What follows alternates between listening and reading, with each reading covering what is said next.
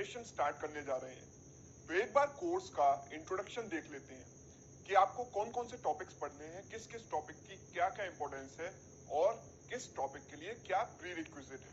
ठीक है, तो एक बार हम नजर डाल लेते हैं सारे टॉपिक्स पर। तो कोर्स की शुरुआत में हम पढ़ेंगे स्पीड मैथ्स और वैदिक मैथ्स, जिसको हम वैदिक मैथ्स भी बोलते हैं। ये बेसिकली कैलकुलेशन स्पीड को इंप्रूव करने के लिए जरूरी टॉपिक है। अगर हम स्पीड मैथ्स की बात करें तो स्पीड मैथ्स का इंपॉर्टेंस क्या है, क्या इसका महत्व है। एग्जाम में सपोज 20 लाख कैंडिडेट्स हैं, 20 लाख कैंडिडेट एक एग्जाम को दे रहे हैं। ठीक है, वही 10-15 टॉपिक जो आपने पढ़े हैं वही उसने पढ़े हैं, दूसरे कैंडिडेट्स ने भी वही पढ़े हैं। तो आप अपने आप को डिफरेंशिएट कैसे कर पाएंगे। उन 20 लाख लोगों में से सपोज 1500 से लेकर 2000 तक लोग सेलेक्ट होने हैं, तो आप कैसे उनसे डिफरेंशिएट कर पाएंगे, कैसे उनसे कॉम्पीट कर पाएंगे। तो जो कैलकुलेशन स्पीड है वो आपको एक एज प्रोवाइड कर सकती है। अगर आपकी कैलकुलेशन स्पीड अच्छी है तो आप अदर कैंडिडेट से ज्यादा क्वेश्चन अटेम्प्ट कर सकते हैं with in a limited time. Limited time में अगर आपकी कैलकुलेशन स्पीड, ऑब्जर्वेशन स्पीड थोड़ी ज्यादा है तो आप उनसे ज्यादा क्वेश्चन कर पाएंगे। सपोज 3 घंटे का एक एग्जाम है जिसमें कि 1 घंटे का क्वांटिटेटिव एप्टीट्यूड का सेक्शन है। एक एग्जांपल लेते हैं, अगर उसमें 1 घंटे की बजाय सबको 5-5 घंटे दे दिए जाए तो मैं समझता हूं कि हर कोई 100% क्वेश्चन अटेम्प्ट कर लेगा। 100% अगर नहीं भी कर पाए तो 80% टू 100% तो सभी कर लेंगे। तो सबसे बड़ा कंस्ट्रेंट एग्जाम में क्या होता है, वो होता है टाइम की लिमिटेशन। आपको अपने टाइम को इफेक्टिवली यूटिलाइज करना है, आपको कैलकुलेशन स्पीड अच्छी रखनी है, तभी आप अदर कैंडिडेट्स के मुकाबले अच्छा परफॉर्म कर पाएंगे। तो स्पीड मैथ्स में आपको जो कॉन्सेप्ट सीखने को मिलेंगे वो कैलकुलेशन स्पीड के लिए होंगे, जो कैलकुलेशन स्पीड आपको डीआई में खास तौर पर मदद करेगी। डीआई में अगर कैलकुलेशन बेस्ड क्वेश्चन आता है, जो कि अधिकतर बैंकिंग एग्जाम में डीआई जो होता है वो कैलकुलेशन इंटेंसिव ही होता है, तो अगर आपकी कैलकुलेशन स्पीड अच्छी है, आपको कुछ शॉर्टकट्स पता है, तो डेफिनेटली आप डीआई में अच्छा परफॉर्म कर पाएंगे। Same is true for all other topics. Other topics में भी कुछ टॉपिक्स ऐसे हैं जिनमें कैलकुलेशन की खास जरूरत पड़ती है, जैसे कि हम बात करें परसेंटेज की, एवरेज की, टाइम एंड वर्क की, यहाँ पर भी कैलकुलेशन स्पीड आपको अच्छी चाहिए। तो अगर आपको स्पीड मैथ्स के कॉन्सेप्ट, वैदिक मैथ्स के कुछ कॉन्सेप्ट्स पता है तो आप इन टॉपिक्स में अच्छी तरीके से परफॉर्म कर सकते हैं। ठीक है, तो ये है इंपॉर्टेंस स्पीड मैथ्स की। तो काफी इंपॉर्टेंट चीज है स्पीड मैथ्स, तो आपको सीरियसली इसको पढ़ना है। और इसके अलावा जो एग्जाम्पल सेशन में कराए जाएंगे उनके अलावा भी आपको खुद के कुछ एग्जाम्पल बनाकर सॉल्व करने पड़ेंगे, तभी आप स्पीड मैथ्स के कॉन्सेप्ट्स को डीप में समझ पाएंगे। ठीक है, ऐसा नहीं है कि 2-3 एग्जाम्पल जो मैंने यहाँ पर कराए वही आपने देख लिए। इस तरीके से स्पीड मैथ्स के जो मेथड्स हैं, शॉर्टकट्स हैं, आपको कभी याद नहीं हो पाएंगे। आप जब भी कोई कैलकुलेशन करो, आप स्पीड मैथ्स के जो शॉर्टकट्स सेशन में सीखोगे उन्हें ही लगाकर प्रैक्टिस करो। ठीक है, तो स्पीड मैथ्स हो गया। उसके बाद आएगा रेशियो। देखो, पूरे क्वांटिटेटिव एप्टीट्यूड के, या मैं बोलूं कि जो बैंकिंग एग्जाम में आता है, बेसिकली अरिथमेटिक आता है, पूरे अरिथमेटिक के 2 पिलर्स हैं, एक है रेशियो और दूसरा है परसेंटेज। तो अगर आपको पूरे अरिथमेटिक में अपनी कमांड बनानी है तो आपको रेशियो पे अपनी कमांड बनानी पड़ेगी। जैसे कि बहुत सारे टॉपिक्स ऐसे हैं जो रेशियो के कॉन्सेप्ट्स को यूज करेंगे, खासकर data interpretation. Data interpretation ratio and percentage पर बेस्ड होता है। रेशियो एंड परसेंटेज पर अगर आपकी कमांड है तो आप डीआई के क्वेश्चन को आसानी से सॉल्व कर लेंगे। इसी तरीके से बहुत सारे टॉपिक्स ऐसे हैं, जैसे कि अगर हम बात करें डेटा सफिशिएंसी की, डेटा सफिशिएंसी में भी रेशियो पर बेस्ड क्वेश्चन आ सकते हैं। Mixture and allegation, time and work, pipes and systems, and ये जो है एजेस, परसेंटेज में भी रेशियो का यूज है। एसआईसीआई, सिंपल इंटरेस्ट, कंपाउंड इंटरेस्ट में भी रेशियो का यूज है। मतलब ऑलमोस्ट सारे टॉपिक्स में रेशियो का यूज है। तो रेशियो एक बहुत ही क्रूशियल पार्ट है, आपको इस पर विशेष ध्यान देने की जरूरत है। तो रेशियो के बाद एक टॉपिक है, छोटा सा टॉपिक है पार्टनरशिप। पार्टनरशिप में बोल सकता हूं कि रेशियो पर बेस्ड है। अगर रेशियो पर बेस्ड है तो हम रेशियो के तुरंत बाद पार्टनरशिप का सेशन करेंगे। तो अगर आपको रेशियो समझ में आ गया, किसी एक पर्टिकुलर नंबर को किसी रेशियो में कैसे स्प्लिट किया जाता है, ये कॉन्सेप्ट आपको आता है, तो आप इसका एप्लीकेशन कर सकते हैं पार्टनरशिप में। तो अगर आपको रेशियो समझ में आ जाएगा तो पार्टनरशिप समझना बहुत ही आसान हो जाएगा। ठीक है, इसके बाद हम करेंगे एजेस पर बेस्ड प्रॉब्लम। एजेस एक छोटा सा चैप्टर है, कुछ कॉन्सेप्ट्स हैं, लेकिन एग्जाम में इसके 1 या 2 क्वेश्चन आपको देखने को मिल सकते हैं, और वो क्वेश्चन आसान होंगे। आसान क्यों होंगे? क्योंकि एजेस में बहुत ज्यादा कॉन्सेप्ट्स नहीं है, बहुत कम कॉन्सेप्ट्स हैं, और वैरायटी ऑफ क्वेश्चंस भी बहुत ज्यादा नहीं है। तो एजेस में मैं आपको कुछ ट्रिक्स बताऊंगा, कुछ कॉन्सेप्ट्स बताऊंगा। अगर आपने वो सीख लिए थोड़ा सा टाइम स्पेंड करके, तो आप एग्जाम में वो 1-2 क्वेश्चन जो एजेस पर बेस्ड आते हैं उनको मिस नहीं करोगे। ठीक है, इसके बाद आएगा सबसे इंपॉर्टेंट चैप्टर जो है percentage. It is most important chapter. Percentage की अगर बात की जाए तो परसेंटेज पर बेस्ड बहुत सारे टॉपिक्स हैं। जैसे कि अगर मैं प्रॉफिट एंड लॉस की बात करूं तो प्रॉफिट एंड लॉस पूरा परसेंटेज के कॉन्सेप्ट्स पर बेस्ड है। एसआईसीआई की बात करूं तो एसआईसीआई सिंपल इंटरेस्ट, कंपाउंड इंटरेस्ट, साधारण ब्याज, चक्रवृद्धि ब्याज, ये जो चैप्टर है ये पूरा परसेंटेज पर बेस्ड है। अगर बात करें मिक्सचर्स एंड एलिगेशन की, यहाँ पर भी परसेंटेज चैप्टर का काफी यूज होगा। इसी तरीके से डेटा इंटरप्रिटेशन में परसेंटेज बहुत इंपॉर्टेंट है। तो परसेंटेज में बहुत सारे कॉन्सेप्ट्स हैं, जैसे कि परसेंटेज को फ्रैक्शन में कन्वर्ट करना, फ्रैक्शन को परसेंटेज में कन्वर्ट करना, परसेंटेज इंक्रीज क्या होता है, डिक्रीज क्या होता है, मल्टीप्लिकेशन फैक्टर क्या होता है। ये सब कॉन्सेप्ट्स हम सीखेंगे और उन पर बेस्ड क्वेश्चन करेंगे, तब हमें समझ में आएगा कि परसेंटेज के जो फंडामेंटल्स हैं, जो बेसिक्स हैं, उनको क्वेश्चंस में कैसे अप्लाई किया जाता है। तो ये सब हम सीखेंगे परसेंटेज चैप्टर में। परसेंटेज चैप्टर के तुरंत बाद हम करेंगे प्रॉफिट एंड लॉस, जो कि एक काफी इंपॉर्टेंट चैप्टर है। प्रॉफिट एंड लॉस का यूज कई बार डीआई में हो जाता है। कई बार डीआई में एक ऐसा सेट आ जाता है जो प्रॉफिट एंड लॉस पर बेस्ड होता है। तो प्रॉफिट एंड लॉस भी बहुत इंपॉर्टेंट चैप्टर है, लेकिन ज्यादा चिंता करने की जरूरत नहीं है। अगर आपने परसेंटेज पर ढंग से फोकस किया तो प्रॉफिट एंड लॉस के क्वेश्चन करना बहुत ही आसान हो जाएगा। ठीक है, तो परसेंटेज के तुरंत बाद हम करेंगे profit and loss. Profit and loss एक इंटरेस्टिंग चैप्टर है जो डे टू डे जो प्राइसेस होते हैं, cost price, selling price, discount, उन पर बेस्ड है। अगर आपको ये डिस्काउंट का concept, selling price, cost price क्या होता है, मार्क प्राइस क्या होता है, ये थोड़े थोड़े टर्म्स क्लियर हैं और परसेंटेज के कॉन्सेप्ट्स क्लियर हैं, तो आप प्रॉफिट एंड लॉस का कोई भी क्वेश्चन आसानी से सॉल्व कर लोगे।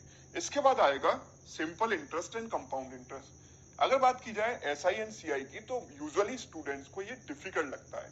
अब डिफिकल्ट क्यों लगता है? क्योंकि एसआईसीआई के जो क्वेश्चंस हैं वो थोड़े से कैलकुलेटिव होते हैं। लेकिन स्पेसिफिकली अगर बात करूं कंपाउंड इंटरेस्ट की, तो कंपाउंड इंटरेस्ट पूरा सक्सेसिव परसेंटेज इंक्रीज पर बेस्ड है। अगर आपको सक्सेसिव परसेंटेज इंक्रीज का कॉन्सेप्ट आता है तो आप कंपाउंड इंटरेस्ट का क्वेश्चन बिना फॉर्मूला लगाए सॉल्व कर सकते हैं। हम एसआईसीआई में पढ़ेंगे कि जो क्वेश्चन है उनमें फॉर्मूला बेस्ड अप्रोच को कैसे अवॉइड किया जाए, क्योंकि फॉर्मूला बेस्ड अप्रोच जो है थोड़ी सी कैलकुलेटिव हो जाती है, तो स्टूडेंट को क्वेश्चन थोड़ा डराता है। तो वो डर आपका निकल जाएगा अगर आपको परसेंटेज के कॉन्सेप्ट पता है और परसेंटेज के कॉन्सेप्ट एसआईसीआई में हम कैसे लगाएं, सिंपल इंटरेस्ट, कंपाउंड इंटरेस्ट के क्वेश्चन बिना फॉर्मूला लगाए कैसे सॉल्व करें। अगर वो अप्रोच आपको आ गई तो डेफिनेटली एसआईसीआई आपको एक आसान टॉपिक लगेगा। तो हम देखेंगे जब हम ये सेशन करेंगे तब हम देखेंगे कि क्वेश्चन को कैसे सॉल्व करते हैं। अब बात की जाए एवरेज की। एवरेज भी डेटा इंटरप्रिटेशन का एक इंपॉर्टेंट पार्ट है। तो एवरेज में बहुत ज्यादा कॉन्सेप्ट नहीं है, लेकिन ट्रिक्स काफी ज्यादा है। एवरेज में केवल एक ही कॉन्सेप्ट है कि sum of all the quantities divided by number of quantities बराबर होता है एवरेज की। मतलब सबका योग डिवाइडेड बाय कितनी क्वांटिटीज हैं, कितनी संख्याएं हैं, उससे हम डिवाइड कर देंगे तो हमें एवरेज मिल जाता है। इतना सा फॉर्मूला है, इतना सा कॉन्सेप्ट है, लेकिन यहाँ पर क्वेश्चंस की वैरायटी काफी ज्यादा है। तो हम सारी वैरायटी, सारे टाइप के क्वेश्चन यहाँ पर कवर करेंगे और हम देखेंगे कि किस तरीके से हम एवरेज के क्वेश्चन को आसानी से सॉल्व कर सकते हैं। इसके बाद आता है एक चैप्टर मिक्सचर्स एंड एलिगेशन, जो कि थोड़ा सा डाउटफुल रहता है। स्टूडेंट के दिमाग में मिक्सचर एंड एलिगेशन के लिए काफी डाउट्स होते हैं। आपको सारे डाउट्स क्लियर हो जाएंगे एक बार मिक्सचर्स एंड एलिगेशन का सेशन आप अटेंड करेंगे तो आपको समझ में आ जाएगा। बिल्कुल बेसिक से मैं कवर करूंगा कि मिक्सचर एंड एलिगेशन का मेथड कहां से आया और उस मेथड को अप्लाई कैसे करते हैं। उसके बाद आपको मिक्सचर एंड एलिगेशन में कोई डाउट नहीं होगा। और इसमें एक छोटा सा कॉन्सेप्ट और आएगा, रिमूवल एंड रिप्लेसमेंट, जिसको हम सेपरेटली कवर करेंगे। इसके बाद आता है time and work. Time and work एक आसान चैप्टर है। टाइम एंड वर्क पूरा प्रोपोर्शनलिटी पर बेस्ड है। तो रेशियो का कॉन्सेप्ट आपको आना थोड़ा सा प्री रिक्विजिट है टाइम एंड वर्क पढ़ने के लिए। तो टाइम एंड वर्क एक आसान चैप्टर है जिसमें केवल एक ही चीज है, capacity is equal to work upon time. पूरा चैप्टर उसी पर बेस्ड है। लेकिन यहाँ पर भी जैसा कि एवरेज में है, कॉन्सेप्ट बहुत ज्यादा नहीं है, लेकिन वैरायटी ऑफ क्वेश्चन बहुत ज्यादा है। इसी तरीके से टाइम एंड वर्क में भी कॉन्सेप्ट बहुत ज्यादा नहीं है, फॉर्मूले बहुत ज्यादा नहीं है, लेकिन क्वेश्चंस की वैरायटी काफी है। तो आपको सभी वैरायटी के क्वेश्चंस यहाँ पर सॉल्व करने पड़ेंगे। तो हम देखेंगे, हम ट्राई करेंगे सारी variety of questions, all the varieties of questions को सॉल्व करने की। ठीक है, तो टाइम एंड वर्क हो जाएगा। उसके बाद टाइम एंड वर्क पर ही बेस्ड एक चैप्टर है pipes and systems. Pipes and systems कुछ नहीं है, that uses the concept of negative work. Negative work का एक कॉन्सेप्ट होता है जो यूज होगा पाइप्स एंड सिस्टम में। अदरवाइज पाइप्स एंड सिस्टम पूरा टाइम एंड वर्क पर बेस्ड है। तो इन दोनों चैप्टर्स को हम एक साथ करेंगे, पहले टाइम एंड वर्क, उसके बाद पाइप्स एंड सिस्टम, ताकि पाइप्स एंड सिस्टम आपको आसानी से समझ में आ जाए। उसके बाद आता है time, speed and distance. Time, speed and distance थोड़ा सा डिफिकल्ट चैप्टर है। डिफिकल्ट इन द सेंस क्योंकि यहाँ पर वैरायटी ऑफ द क्वेश्चन बहुत ज्यादा है। यहाँ पर हम कई सारी चीजें पढ़ेंगे। सबसे पहले कॉन्सेप्ट ऑफ प्रोपोर्शनैलिटी पढ़ेंगे। कॉन्सेप्ट ऑफ प्रोपोर्शनैलिटी जैसे कि डिस्टेंस डायरेक्टली प्रोपोर्शनल होती है स्पीड के, टाइम इनवर्सली प्रोपोर्शनल होता है स्पीड के, ये सारे कॉन्सेप्ट हम पढ़ेंगे और देखेंगे कि प्रोपोर्शनैलिटी का कॉन्सेप्ट लगाकर हम टाइम, स्पीड, डिस्टेंस के कुछ क्वेश्चंस को कितनी आसानी से सॉल्व कर सकते हैं। इवन विदाउट पिकिंग पेन बिना उठाए भी हम क्वेश्चंस को सॉल्व कर सकते हैं। नॉट ऑल द क्वेश्चन, सारे क्वेश्चंस को नहीं, कुछ क्वेश्चंस को हम बिना पेन उठाए सॉल्व कर सकते हैं अगर हमें प्रोपोर्शनैलिटी का कॉन्सेप्ट आता है। उसके बाद हम पढ़ेंगे टाइम, स्पीड, डिस्टेंस में एवरेज स्पीड के बारे में। एवरेज स्पीड के बारे में, एवरेज स्पीड होता है total distance upon total time. हम इसको डिटेल में देखेंगे और इसके कॉन्सेप्ट देखेंगे, क्वेश्चंस भी सॉल्व करेंगे। एवरेज स्पीड के बाद हम पढ़ेंगे रिलेटिव स्पीड के बारे में। रिलेटिव स्पीड के बारे में, रिलेटिव स्पीड क्या होती है उसको हम कवर करेंगे और उस पर बेस्ड क्वेश्चंस भी करेंगे। और रिलेटिव स्पीड के कुछ एप्लीकेशंस हैं, जिसमें कि एप्लीकेशन में सबसे पहला आता है ट्रेन्स। ट्रेन्स हम पढ़ेंगे रिलेटिव स्पीड के बाद। ट्रेन्स के बाद हम कवर करेंगे boats and streams. Boats and streams. Relative speed में इतना कवर करने के बाद हम टाइम, स्पीड, डिस्टेंस में पढ़ेंगे रेसेस। रेसेस का कॉन्सेप्ट क्या है, तो ये सब हम कवर करेंगे टाइम, स्पीड, डिस्टेंस के चैप्टर में। टाइम, स्पीड, डिस्टेंस के बाद हम देखेंगे नंबर्स। नंबर्स का क्या कॉन्सेप्ट है। नंबर्स हालांकि बैंकिंग एग्जाम के लिए बहुत ज्यादा इंपॉर्टेंट टॉपिक नहीं है, लेकिन नंबर्स के बेसिक कॉन्सेप्ट जैसे कि एलसीएम, एचसीएफ, डिविजिबिलिटी रूल्स, ये सारे कॉन्सेप्ट्स आपको क्लियर होने चाहिए। तो ये हम डिटेल में कवर करेंगे नंबर्स के चैप्टर में और सॉल्व करेंगे उन पर बेस्ड कुछ क्वेश्चंस। अब बात आती है सिंप्लीफिकेशन एंड अप्रोक्सीमेशन की। ये वेरी इंपॉर्टेंट चैप्टर है बैंकिंग एग्जाम्स के लिए, बहुत ज्यादा इंपॉर्टेंट चैप्टर है, क्योंकि सिंप्लीफिकेशन अप्रोक्सीमेशन को आप अगर अवॉइड करोगे तो डेफिनेटली एग्जाम में आप 5 से 10 मार्क मिस कर दोगे, जो मार्क आप आसानी से फैच कर सकते हो।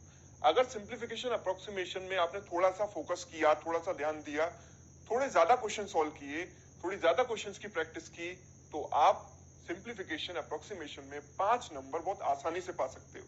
ठीक है, 5 से 10 number based on the banking exam. कौन सा एग्जाम है उस पर डिपेंड करता है, 5 क्वेश्चन आते हैं, 10 क्वेश्चन आते हैं, लेकिन क्वेश्चन आते जरूर है सिंप्लीफिकेशन अप्रोक्सीमेशन के। और सिंप्लीफिकेशन अप्रोक्सीमेशन का यूज डीआई में काफी ज्यादा है। अप्रोक्सीमेशन आपको ढंग से करना आता है तो आप डीआई में बहुत सारे क्वेश्चंस का आंसर केवल अप्रोक्सीमेशन के बेसिस पर दे सकते हो। तो सिंप्लीफिकेशन अप्रोक्सीमेशन पढ़ने के लिए प्री रिक्विजिट क्या है, क्या रिक्वायरमेंट है, तो प्री रिक्विजिट इसके लिए है स्पीड मैथ्स एंड परसेंटेज के कॉन्सेप्ट्स। ये दोनों चैप्टर्स आपको पढ़ने हैं ताकि आप अप्रोक्सीमेशन का कॉन्सेप्ट ढंग से समझ पाओ। तो परसेंटेज में एक कॉन्सेप्ट होता है percentage to fraction and fraction to percentage conversion, जो मैंने परसेंटेज के चैप्टर में डिटेल में कवर किया है, तो वो आपको पढ़ना है। एज वेल एज जो वैदिक मैथ्स के कुछ शॉर्टकट्स हैं वो भी आपको पढ़ने हैं, ताकि आप सिंप्लीफिकेशन एंड अप्रोक्सीमेशन के क्वेश्चंस कम टाइम में सॉल्व कर पाओ। हम कई सारे एग्जांपल यहाँ पर देखेंगे और समझेंगे कि अप्रोक्सीमेशन कहाँ लगाया जाता है और किस तरीके से लगाया जाता है और कैसे अप्रोक्सीमेशन ऑप्शंस पर डिपेंड करता है। इसके बाद हम पढ़ेंगे क्वाड्रेटिक इक्वेशन बेस्ड इनइक्वालिटी। कई सारे बैंकिंग एग्जाम में क्वाड्रेटिक इक्वेशन बेस्ड क्वेश्चंस आते हैं, वो इनइक्वालिटी पर आधारित होते हैं। ठीक है, तो क्वाड्रेटिक इक्वेशन में किस तरह के क्वेश्चन आते हैं, आपको 2 क्वाड्रेटिक इक्वेशन दी जाएंगी, उनके रूट्स को आपको कंपेयर करना होगा। और उसमें भी एक शॉर्टकट होता है, कुछ क्वेश्चंस में आप वो शॉर्टकट लगा सकते हो, वो हम देखेंगे क्वाड्रेटिक इक्वेशन में। तो हम यहाँ पर देखेंगे रूट्स को कंपेयर करने का एक शॉर्टकट और रूट्स को निकालने का तरीका। आप फैक्टराइजेशन मेथड से रूट्स कैसे आसानी से निकाल सकते हैं वो हम समझेंगे क्वाड्रेटिक इक्वेशन वाले चैप्टर में। अब उसके बाद आएगा मेंसुरेशन। तो मेंसुरेशन में दो चीजें होती हैं, एक होता है एरिया और एक होता है वॉल्यूम। जब भी 2 डायमेंशनल फिगर आपको दी गई है तो आप उसमें वॉल्यूम नहीं निकाल सकते, उसका केवल एरिया होता है। और जब 3 डायमेंशनल फिगर होती है तो वहां दो चीजें होती है, एक होता है सरफेस एरिया और दूसरा होता है वॉल्यूम। तो डिफरेंट फिगर्स के लिए एरिया एंड वॉल्यूम कैसे कैलकुलेट किया जाए ये हम सीखेंगे मेंसुरेशन में। इसके बाद हम पढ़ेंगे परम्यूटेशन एंड कॉम्बिनेशन, जो अधिकतर स्टूडेंट्स को डिफिकल्ट लगता है, लेकिन बहुत ज्यादा डिफिकल्ट क्वेश्चन परम्यूटेशन कॉम्बिनेशन से आने के चांसेस बैंकिंग एग्जाम में नहीं है। तो हम बिल्कुल इंपॉर्टेंट कॉन्सेप्ट्स पर जो क्वेश्चन बैंकिंग एग्जाम में आ सकते हैं उन्हीं पर फोकस करेंगे। और permutation combination basically counting techniques हैं, तो हम काउंटिंग, प्रिंसिपल ऑफ काउंटिंग, इन सब पर फोकस करेंगे और परम्यूटेशन कॉम्बिनेशन को बिल्कुल बेसिक से समझेंगे। उसके बाद हम पढ़ेंगे प्रोबेबिलिटी, जो कि परम्यूटेशन कॉम्बिनेशन पर ही बेस्ड है। अगर आपको पीएनसी के कॉन्सेप्ट्स क्लियर है तो आप प्रोबेबिलिटी को भी आसानी से समझ सकते हो। इसके बाद आता है अगेन एक important chapter, number series. So number series बहुत ही इंपॉर्टेंट टॉपिक है। जैसे कि सिंप्लीफिकेशन, अप्रोक्सीमेशन से 5 से 10 क्वेश्चन आ जाते हैं, इसी तरीके से अब नंबर सीरीज से भी 5 क्वेश्चन आ सकते हैं। तो ठीक है, तो ये भी आप मिस नहीं कर सकते, आप कभी भी इस टॉपिक को अवॉइड नहीं कर सकते अगर आप बैंकिंग एस्पिरेंट हो तो। ठीक है, तो नंबर सीरीज में कई सारे टाइप्स होते हैं। हम सबसे पहले सारे टाइप्स देखेंगे और उसके बाद प्रैक्टिस करेंगे कुछ इंपॉर्टेंट क्वेश्चंस की। इसके बाद आता है डेटा सफिशिएंसी। डेटा सफिशिएंसी की अगर बात की जाए तो ये काफी ट्रिकी और कंफ्यूजिंग टॉपिक है, जिसमें अधिकतर स्टूडेंट गलती कर देते हैं। अब गलती को कैसे अवॉइड करें, उसके लिए आपके पास एक प्रॉपर स्ट्रेटजी होनी चाहिए। तो सबसे पहले हम डेटा सफिशिएंसी इंट्रोडक्शन करेंगे, जिसमें हम स्ट्रेटजी समझेंगे कि डीएस में क्वेश्चन का आंसर आप गलत ना मार्क करो, इसके लिए क्या स्ट्रेटजी होनी चाहिए। और उसके बाद हम डीएस के इंपॉर्टेंट क्वेश्चंस की प्रैक्टिस करेंगे। उसके बाद आता है सबसे इंपॉर्टेंट पार्ट, जो है डेटा इंटरप्रिटेशन। जब आप परसेंटेज पढ़ लोगे, रेशियो पढ़ लोगे, एवरेज पढ़ लोगे, सबका एप्लीकेशन डेटा इंटरप्रिटेशन में होगा। अब डेटा इंटरप्रिटेशन के भी कई सारे पार्ट्स होते हैं। डेटा इंटरप्रिटेशन जो है टेबल बेस्ड हो सकता है, बार ग्राफ बेस्ड हो सकता है, लाइन ग्राफ बेस्ड हो सकता है, उसमें पाई चार्ट का भी रोल है, पाई चार्ट बेस्ड हो सकता है जो सबसे इंपॉर्टेंट है। मिक्स डीआई भी हो सकता है। मिक्स डीआई मतलब 2 या 2 से ज्यादा डेटा सेट्स का कॉम्बिनेशन, जिसमें पाई चार्ट टेबल का कॉम्बिनेशन भी हो सकता है, पाई चार्ट लाइन ग्राफ का कॉम्बिनेशन भी हो सकता है। उसके लिए हम अलग से सेशन करेंगे। उसके बाद मिसिंग डीआई जिसमें कुछ वैल्यूज मिसिंग होती है, आपको क्वेश्चन के बेस पर, क्वेश्चन के आधार पर वो वैल्यूज फाइंड आउट करनी होती हैं। मिसिंग डीआई भी हम पढ़ेंगे। उसके बाद हम वेन डायग्राम पढ़ेंगे। वेन डायग्राम जो बैंकिंग एग्जाम में आता है ज्यादातर 2 वेरिएबल या 3 वेरिएबल का होता है, तो 2 वेरिएबल और 3 वेरिएबल के वेन डायग्राम को हम डिटेल में डिस्कस करेंगे। उसके बाद हम पढ़ेंगे radar graph. Radar graph observation में थोड़ा सा मुश्किल होता है, ऑब्जर्वेशन कैसे की जाए हम सीखेंगे रडार ग्राफ के सेशन में। ठीक है, सो फ्रेंड्स, ये थे वो टॉपिक जिनको हम क्वांटिटेटिव एप्टीट्यूड के सेशन में कवर करेंगे, और हमने देखी कि उनकी इंपॉर्टेंस क्या है, कैसे टॉपिक्स कोरिलेटेड हैं, किस तरीके से आपको टॉपिक्स को रिलेट करना है और अगले टॉपिक पर जाना है। तो ऐसा नहीं है कि आप पहले सिंपल इंटरेस्ट, कंपाउंड इंटरेस्ट पढ़ लो, उसके बाद परसेंटेज पढ़ो, ऐसा हो ही नहीं सकता, क्योंकि SICI पूरा परसेंटेज पर बेस्ड है, प्रॉफिट एंड लॉस पूरा परसेंटेज पर बेस्ड है। तो आपको जो स्टडी करनी है, आपको स्टडी प्लान बनाना है, वो इसी ऑर्डर में बनाना है, वरना आपको समझ में नहीं आएगा। फ्रेंड्स, एक और खास बात का आपको ध्यान रखना है, जैसे आप कोई भी वीडियो प्ले करते हो तो मैं सबसे पहले बेसिक्स पढ़ाऊंगा और उसके बाद कुछ क्वेश्चंस आएंगे। क्वेश्चन के आते ही आपको वीडियो को पॉज करना है और अपनी अप्रोच लगानी है, क्वेश्चन को अपने आप सॉल्व करने की कोशिश करनी है। अगर आप सॉल्व कर पाते हो तो अच्छी बात है, अगर नहीं कर पाते हो तब आपको वो सॉल्यूशन जो मैं यहाँ पर प्रोवाइड करूंगा वो देखना होगा।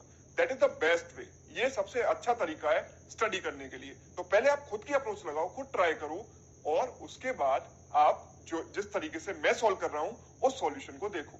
तो फ्रेंड्स, आखिर में मैं एक बात कहना चाहता हूँ, बहुत सारे स्टूडेंट्स शॉर्टकट्स के पीछे भागते हैं। कोई भी एग्जाम शॉर्टकट्स को टेस्ट करने के लिए नहीं होता। आपको कितने शॉर्टकट्स आते हैं इसको टेस्ट करने के लिए एग्जाम नहीं होता। आपके बेसिक्स कितने क्लियर हैं, फंडामेंटल्स कितने स्ट्रांग हैं, ये टेस्ट करने के लिए एग्जाम होता है। तो मेरी एडवाइस आपको यही है कि आप शॉर्टकट्स के पीछे ना भागें, अपने शॉर्टकट्स खुद डेवलप करें। कुछ कैलकुलेशन शॉर्टकट्स हैं, उनकी बात अलग है। अपार्ट फ्रॉम दैट जो टाइप ऑफ क्वेश्चंस हैं, हर एक क्वेश्चन के लिए अलग शॉर्टकट सीखोगे, और वही अगर एग्जाम में नहीं आया, कोई दूसरा क्वेश्चन आ गया, लैंग्वेज चेंज हो गई, तब आप उस क्वेश्चन को नहीं कर पाओगे। तो जितना ज्यादा हो सके आप बेसिक्स पर फोकस करो, फंडामेंटल्स को स्ट्रॉन्ग करो। यही हमने किया है इन सारे सेशंस में। हमने आपके फंडामेंटल्स को स्ट्रॉन्ग करने की कोशिश की है। आप जितना डीप में जाओगे, जितना बेसिक से क्वेश्चन को करोगे, उतना ही आपको अच्छा समझ में आएगा और उतना ही आपको क्वांटिटेटिव एप्टीट्यूड अच्छा लगेगा। शॉर्टकट्स जितने सीखोगे, जितने ज्यादा शॉर्टकट्स आप क्वेश्चंस में अप्लाई करोगे, जितने क्वेश्चंस रटोगे, उतना ही आपको हेट हो जाएगी, नफरत हो जाएगी मैथमेटिक्स से, क्वांटिटेटिव एप्टीट्यूड से। ठीक है, तो हमेशा क्वांटिटेटिव एप्टीट्यूड पढ़ने के लिए बेसिक से स्टार्ट करो, फंडामेंटल्स को स्ट्रॉन्ग करो। यही मेरी एडवाइस है। सो फ्रेंड्स, ये था क्वांटिटेटिव एप्टीट्यूड के वेरियस टॉपिक्स का इंट्रोडक्शन। तो अब आपको अपना स्टडी प्लान तैयार करना है। आपको किस तरीके से टाइम को डिस्ट्रीब्यूट करना है, कितने टाइम आपको वीडियो देखना है, कितने टाइम आपको सेल्फ स्टडी करनी है, कितने टाइम आपको अपने एडिशनल क्वेश्चंस की प्रैक्टिस करनी है, और कितने टाइम आपको मॉक टेस्ट देने हैं, ये आपको अपने शेड्यूल के अकॉर्डिंग डिसाइड करना होगा। तो मुझे पता है यहाँ पर सिलेबस बहुत ही बड़ा है, लेकिन सारे टॉपिक्स एक दूसरे से रिलेटेड हैं, तो आपको बहुत ज्यादा टेंशन लेने की जरूरत नहीं है। आप दो पिलर्स को याद रखिए, एक है रेशियो और एक है परसेंटेज। इन पर अगर आपका मेन फोकस रहेगा तो आप क्वांटिटेटिव एप्टीट्यूड में ज्यादा से ज्यादा क्वेश्चन सॉल्व कर पाओगे और सफलता पालोगे। Thank you so much for watching this session.